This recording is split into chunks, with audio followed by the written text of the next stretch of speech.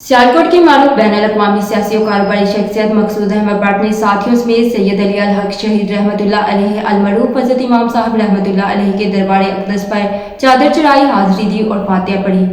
सियालकोट की मारूफ बैनुल-अक़वामी सियासी और कारोबारी शख्सियत मकसूद अहमद भट्ट ने साथियों समेत सैयद अली अल हक शहीद रहमतुल्लाह अलैहि अलमरूफ हज़रत इमाम साहब रहमतुल्लाह अलैहि के दरबार अक़दस पर चादर चढ़ाई, हाज़री दी और फातिहा पढ़ी।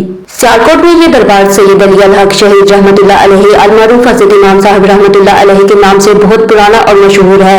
राजा साल के साले बहमन के हाथों सजदा नमाज की हालत में आपकी शहादत हुई। सियालकोट में इस दरबार इमाम साहब रहमतुल्लाह अलैहि के सजादा नशीन डॉक्टर सैयद मुज़फ़्फ़र हुसैन शाह, सैयद नासिर हुसैन शाह, हाजी इमरान और मोहसिन नकवी ने सियासी और कारोबारी शख्सियत मकसूद अहमद भट्ट और उनके साथियों जिनमें हाजी मोहम्मद यूसुफ, अब्दुल मजीद भट्ट, अली मोहम्मद को दरबार इमाम साहब रहमतुल्लाह अलैहि पर खुशामदीद कहा और उनके साथ दरबार आलिया इमाम साहब पर हाजिरी दी। मकसूद अहमद भट्ट और उनके साथियों को दरबार इमाम साहब की चादरों का तोहफा भी पेश किया गया और मुल्क पाकिस्तान और उनके मुस्लिम की भलाई और खुशहाली के लिए दुआ फरमाई। मज़ीद बाखबर रहने के लिए देखते रहिए अंडरग्राउंड न्यूज़।